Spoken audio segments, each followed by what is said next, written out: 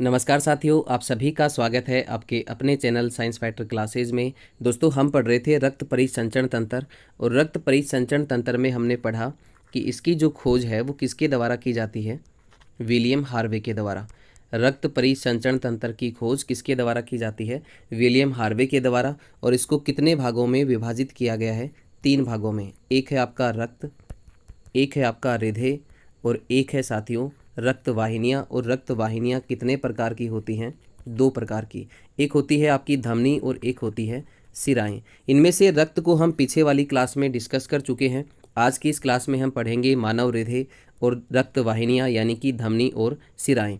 धमनी की हम बात करें तो डायग्राम से आप इसको समझ सकते हैं। मान लीजिए ये आपका हृदय है, आपका हार्ट है। आपके हृदय से शरीर की ओर रक्त ले जाने वाली जो वाहिनियाँ होती हैं उनको क्या कहा जाता है? धमनी कहा जाता है। हृदय से शरीर की ओर रक्त ले जाने वाली जो रक्त वाहिनियाँ होती हैं उनको क्या कहा जाता है? धमनियाँ कहा जाता है। और धमनियों में कैसा रक्त होता है? O2 युक्त, यानी कि शुद्ध रक्त होता है। जबकि बात करें हम सिराओं की, तो शरीर से हृदय की ओर रक्त ले जाने वाली जो रक्त वाहिनियाँ होती हैं उनको क्या कहा जाता है? सिराएं कहा जाता है। और सिराओं में कैसा रक्त होता है? CO2 युक्त, यानी कि इम्प्योर ब्लड, यानी कि अशुद्ध रक्त होता है। सिराओं में कैसा रक्त होता है? अशुद्ध रक्त होता है। इसके अलावा नोट करें, धमनियाँ जो हैं वो डीप होती हैं, गहरी होती हैं, जबकि सिराएं जो हैं वो डीप नहीं होती, गहरी नहीं होती हैं। जबकि धमनियाँ क्या होती हैं? डीप होती हैं। इसके अलावा हम बात करें धमनियों की, तो धमनियों की जो दीवारें होती हैं, भित्तियाँ होती हैं, वो सिराओं की तुलना में क्या होती हैं? मजबूत होती हैं, मोटी होती हैं। इनमें अधिक दाब सहन करने की क्षमता होती है, किनमें? धमनियों में। जबकि सिराओं में अधिक दाब सहन करने की क्षमता नहीं होती। आगे हम बात करें मानव हृदय की, तो आप यहाँ से नोट कर सकते हैं। अगला जो टॉपिक है आपका वो है साथियों मानव हृदय। दोस्तों, मानव हृदय की बात करें तो मानव हृदय की जो आकृति होती है वो कैसी होती है? शंकु के समान। इसका जो ऊपर वाला भाग है वो क्या कहलाता है? आलिंद कहलाता है, जिसे हम आर्ट्रियम कहते हैं। और नीचे वाला भाग जो है वो क्या कहलाता है? नीले कहलाता है, जिसे हम वेंट्रिकल कहते हैं। ऊपर वाला जो भाग है आलिंद जो है वो नीले की तुलना में क्या होता है? चौड़ा होता है। इसी कारण से इसकी जो संरचना है वो कैसी होती है? शंकु के समान होती है, बंद मुट्ठी के समान होती है। मानव हृदय में 2 आलिंद होते हैं और 2 ही क्या होते हैं? नीले होते हैं, जिनको क्या कहा जाता है? कक्ष या फिर चेंबर या फिर कोष्ठक कहा जाता है। आलिंद और नीले को क्या कहा जाता है? कक्ष या फिर चेंबर या फिर कोष्ठक। इस प्रकार से मानव हृदय में कुल कितने चेंबर होते हैं, कितने कक्ष होते हैं? 4 कक्ष होते हैं। इसकी संरचना के आधार पर हृदय जो है वो कितने प्रकार का होता है? 3 प्रकार का होता है। उनको आप यहाँ से नोट कर सकते हैं। एक है आपका द्विकक्षीय हृदय, यानी कि 2 चेंबर का हार्ट। दूसरा है साथियों त्रिकक्षीय हृदय, त्रिकक्षीय हृदय या फिर 3 चेंबर का हार्ट, 3 चेंबर का हृदय। और तीसरा है आपका 4 कक्षीय हृदय या फिर 4 चेंबर का हार्ट। अब हम बात करें द्विकक्षीय हृदय की, तो ऐसा हृदय जिसमें एक आर्ट्रियम हो, एक आलिंद हो और एक वेंट्रिकल, यानी कि एक नीले हो। ऐसा हृदय जिसमें एक आलिंद होता है और एक क्या होता है? नीले होता है, उसको हम क्या कहेंगे? द्विकक्षीय हृदय। और ऐसे हृदय की जो रक्त परिसंचरण प्रणाली होती है वो कैसी होती है?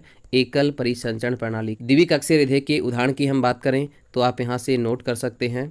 मत्स्य वर्ग के जो प्राणी हैं उनका हृदय कैसा होता है? द्विकक्षीय होता है, यानी कि मछलियों का जो हृदय है वो द्विकक्षीय होता है। मछलियों की जो रक्त परिसंचरण प्रणाली है वो कैसी होती है? एकल परिसंचरण प्रणाली। इसके अलावा नोट करें, वेरी इंपॉर्टेंट, द्विकक्षीय हृदय में हमेशा अशुद्ध रक्त होता है। कैसा रक्त होता है? CO2 युक्त या फिर अशुद्ध रक्त होता है। इस प्रकार मैं ये कह सकता हूँ कि मछलियों के हृदय में हमेशा कैसा रक्त होता है? अशुद्ध रक्त होता है, इम्प्योर ब्लड होता है। आगे हम बात करें द्विकक्षीय हृदय की, तो ऐसा हृदय जिसमें 2 क्या होते हैं? आर्ट्रियम होते हैं, 2 आलिंद होते हैं और एक क्या होता है? वेंट्रिकल, यानी कि नीले होता है। तो इस प्रकार के हृदय को हम क्या कहेंगे? त्रिकक्षीय हृदय कहेंगे। और इसका उदाहरण की हम बात करें तो त्रिकक्षीय हृदय का उदाहरण है साथियों जितने भी उभयचर प्राणी हैं। इसके अलावा सरीसृप वर्ग के जो प्राणी हैं उनका हृदय किस प्रकार का होता है? त्रिकक्षीय हृदय होता है। लेकिन नोट करें, मगरमच्छ जो होता है वो किस वर्ग का प्राणी है? सरीसृप वर्ग का प्राणी है। इसलिए इसके हृदय में कितने चैम्बर होने चाहिए, कितने कक्ष होने चाहिए? 3 कक्ष होने चाहिए। लेकिन मगरमच्छ जो है वो इसका अपवाद है। मगरमच्छ के हृदय में कितने कक्ष होते हैं? 4 कक्ष होते हैं, 2 आलिंद होते हैं और 2 क्या होते हैं, नीले होते हैं। वेरी इंपॉर्टेंट, आप इसको यहाँ से नोट कर सकते हैं। मगरमच्छ के हृदय में कितने कोष्ठक होते हैं, 4 कोष्ठक होते हैं, 4 कक्ष होते हैं। जबकि बात करें अपन सर्वाधिक कक्ष किस में होते हैं, तो सर्वाधिक कक्ष होते हैं साथियों 13 कोष्ठक होते हैं किसके हृदय में, तिलचट्टा या फिर जिसको हम क्या बोलते हैं, कोकरोच। कोकरोच के हृदय में कुल कितने कक्ष होते हैं, 13 कक्ष होते हैं। आगे हम बात करें 4 कक्षीय हृदय की, तो 4 कक्षीय हृदय किसे कहेंगे, जिसमें 2 आलिंद होते हैं, 2 आर्ट्रियम होते हैं और 2 ही क्या होते हैं, नीले होते हैं, वेंट्रिकल होते हैं। तो इस प्रकार का जो हृदय है वो क्या कहलाता है, 4 कक्षीय हृदय कहलाता है। उदाहरण की हम बात करें तो जितने भी पक्षी हैं, इसके अलावा जितने भी स्तनधारी हैं, जितने भी स्तनधारी जीव हैं, इसके अलावा पक्षियों का जो हृदय है वो कितने कक्ष का होता है, 4 कक्ष का होता है। पक्षियों का हृदय और स्तनधारियों का जो हृदय होता है वो कितने कक्ष का होता है, 4 कक्षीय हृदय होता है। अब आगे हम बात करें मानव हृदय की, तो हमने अभी पढ़ा कि मानव हृदय जो होता है उसकी आकृति कैसी होती है, शंकु के समान या फिर बंद मुट्ठी के समान, जिसमें ऊपर वाला जो भाग है वो क्या कहलाएगा, आलिंद कहलाता है और नीचे वाला भाग जो है वो क्या कहलाता है, नीले कहलाता है। दोस्तों मानव हृदय विशेष प्रकार की मांसपेशियों का बना होता है जिनको क्या कहा जाता है, कार्डियक मसल्स कहा जाता है। क्या कहा जाता है, कार्डियक मसल्स कहा जाता है। हृदय के अध्ययन की हम बात करें तो हृदय का जो अध्ययन है वो क्या कहलाता है, कार्डियोलॉजी कहलाता है। आप यहाँ से नोट करते जाएं, हृदय किसका बना होता है, कार्डियक मसल्स का बना होता है। हृदय का जो अध्ययन है वो क्या कहलाता है, कार्डियोलॉजी कहलाता है। आगे हम बात करें तो हृदय के चारों ओर एक आवरण पाया जाता है, एक झिल्ली पाई जाती है। हमारे शरीर में जितने भी आंतरिक अंग होते हैं उनके चारों ओर झिल्ली पाई जाती है जो बाहरी आघातों से उनकी रक्षा करती है। उसी तरह से हृदय के चारों ओर भी एक झिल्ली पाई जाती है, सुरक्षा आवरण होता है, जिसे क्या कहते हैं, पेरिकार्डियम। वेरी इंपॉर्टेंट, क्या कहा जाता है, पेरिकार्डियम, या फिर इसको क्या कहते हैं, हृदय आवरण। क्या कहते हैं, पेरिकार्डियम या फिर हृदय आवरण, जो इसकी बाहरी आघातों से रक्षा करता है। हृदय के वजन की हम बात करें तो हृदय का वजन कितना होता है, 300 ग्राम। एक स्वस्थ व्यक्ति का हृदय का जो वजन होता है वो कितना होता है, लगभग 300 ग्राम होता है। और महिलाओं के हृदय का जो वजन है वो लगभग कितना होता है, 250 ग्राम होता है, 250 ग्राम होता है। आगे हम बात करें मानव हृदय की कार्यविधि की, तो इसको हम डायग्राम से समझ सकते हैं। मान लीजिए आपका हृदय है जिसमें ऊपर वाला भाग जो है वो क्या कहलाएगा, आलिंद कहलाएगा और नीचे वाला भाग क्या कहलाएगा, नीले कहलाएगा। आलिंद को हम क्या कहते हैं, आर्ट्रियम कहते हैं, नीले को हम क्या कहते हैं, वेंट्रिकल कहते हैं। तो ये वाला जो भाग है वो क्या कहलाएगा, लेफ्ट आर्ट्रियम यानी कि बायां आलिंद, और ये वाला जो भाग है वो क्या कहलाएगा, राइट आर्ट्रियम यानी कि दायां आलिंद। नीचे वाला जो भाग है वो नीले कहलाता है यानी कि राइट वेंट्रिकल, दायां नीले, और ये आपका लेफ्ट वेंट्रिकल यानी कि बायां नीले। अब हम बात करें मानव हृदय की कार्यविधि की, तो आप यहाँ से नोट कर सकते हैं। सबसे पहले अशुद्ध युक्त रुधिर यानी कि CO2 युक्त रुधिर सिराओं के माध्यम से किसमें प्रवेश करता है, दाएं आलिंद में प्रवेश करता है। आप साथ साथ नोट करते जाएं। हमने अभी पढ़ा कि शरीर से हृदय की ओर रक्त ले जाने वाली जो वाहिनियां होती हैं वो क्या कहलाती हैं, सिराएं कहलाती हैं। और सिराओं में कैसा रक्त होता है, डीऑक्सीजनेटेड यानी कि CO2 युक्त रक्त होता है। तो सबसे पहले अशुद्ध युक्त रक्त सिराओं के माध्यम से कहाँ पे आता है, दाहिने आलिंद में आता है। और जब दाहिना आलिंद और जब दायां आलिंद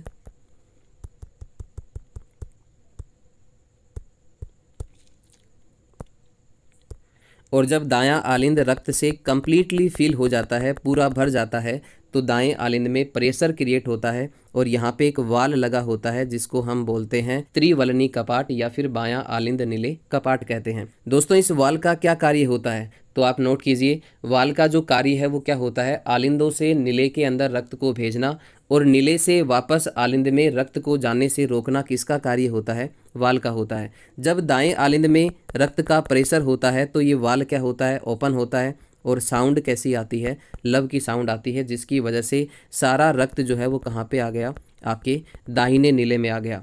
अब दाएं नीले से रक्त जो है वो कहाँ पे जाएगा, आपके लंग्स में जाएगा यानी कि फेफड़ों में जाएगा। दाएं नीले से आपका रक्त जो है वो कहाँ पे आता है, फेफड़ों में आता है। अभी हमने पढ़ा कि हृदय से शरीर की ओर रक्त ले जाने वाली जो वाहिनियां हैं वो क्या कहलाती हैं, धमनियां कहलाती हैं। और धमनियों में कैसा रक्त होता है, शुद्ध रक्त यानी कि ऑक्सीजन युक्त रक्त होता है। लेकिन इस धमनी में जो रक्त है वो कैसा है, CO2 युक्त यानी कि अशुद्ध रक्त है। याद रखें ये इसका अपवाद है। इसे क्या कहा जाता है, पल्मोनरी धमनी। क्या कहा जाता है, पल्मोनरी धमनी। तो याद रखें पल्मोनरी धमनी जो है वो आपके दाएं नीले से फेफड़ों में रक्त ले जाने वाली जो रक्त वाहिनी है, धमनी है, उसको क्या कहा जाता है, पल्मोनरी धमनी। और उसमें रक्त कैसा होता है, अशुद्ध होता है।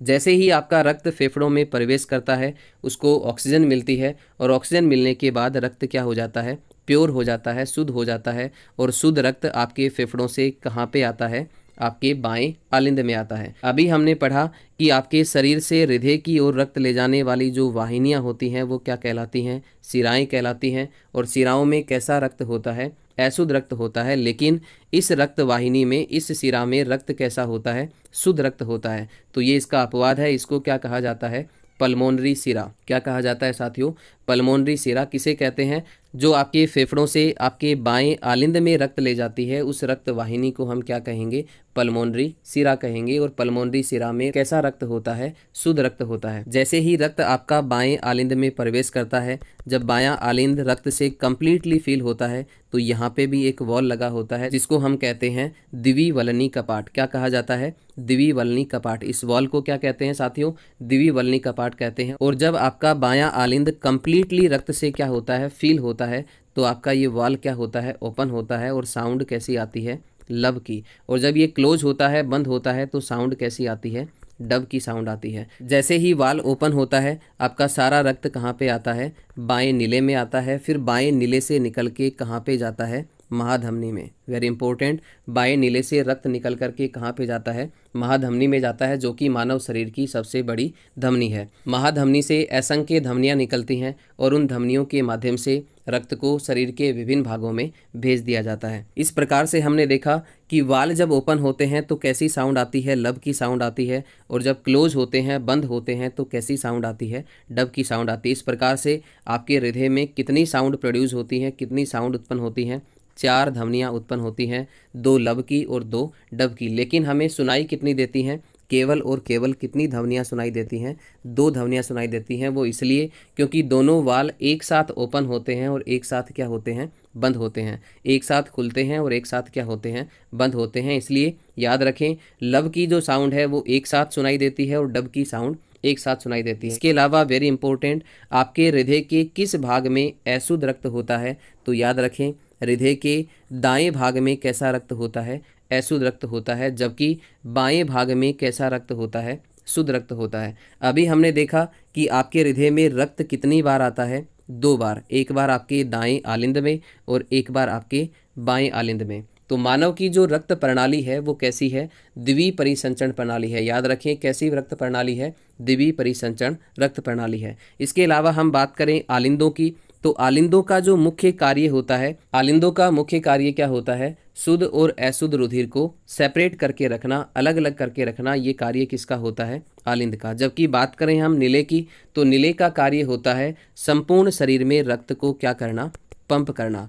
पूरे शरीर में रक्त को पंप करने का जो कार्य है वो किसका होता है, नीले का होता है। इसी वजह से नीले की जो भित्तियाँ होती हैं, दीवारें होती हैं, वो आलिंदों की तुलना में क्या होती हैं, मजबूत होती हैं, मोटी होती हैं। क्योंकि नीले को पूरे शरीर में रक्त को क्या करना पड़ता है, पंप करना पड़ता है। इसी वजह से नीले की भित्तियाँ आलिंदों की तुलना में क्या होती हैं, मोटी होती हैं। आगे आप नोट करें, दाहिने आलिंद के अंदर तंत्रिकाओं का एक समूह होता है जिसको क्या कहा जाता है, SA नोड। क्या कहा जाता है साथियों, SA नोड। और इसकी फुल फॉर्म की हम बात करें तो इसकी फुल फॉर्म क्या होती है, साइनो ऑरिकुल नोड, जिसे क्या कहा जाता है, पेस मेकर।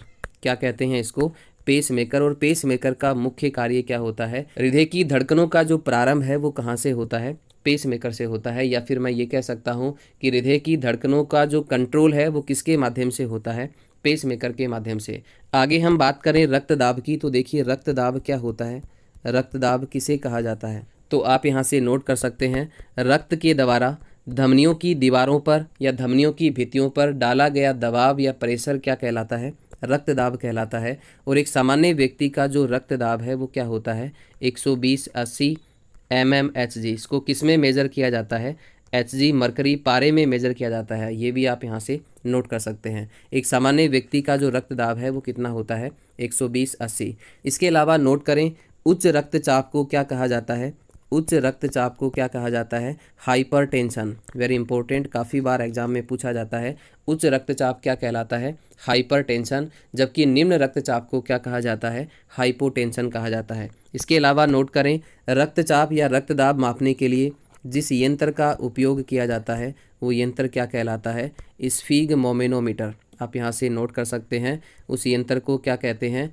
स्फिग्मोमेनोमीटर कहा जाता है। रक्तदाब मापने के लिए जिस यंत्र का उपयोग किया जाता है उस यंत्र को क्या कहा जाता है, स्फिग्मोमेनोमीटर या फिर स्फिग्मोमेनोमीटर। दोस्तों, इस टॉपिक से संबंधित क्वेश्चनों की पीडीएफ आप हमारे टेलीग्राम चैनल से डाउनलोड कर सकते हैं, उसकी लिंक आपको डिस्क्रिप्शन में मिल जाएगी, आप वहां से डाउनलोड कर सकते हैं। तो आज के लिए साथियों इतना ही, मिलते हैं नेक्स्ट वीडियो में, तब तक के लिए आप सभी साथियों का बहुत बहुत धन्यवाद। जय हिंद, जय भारत।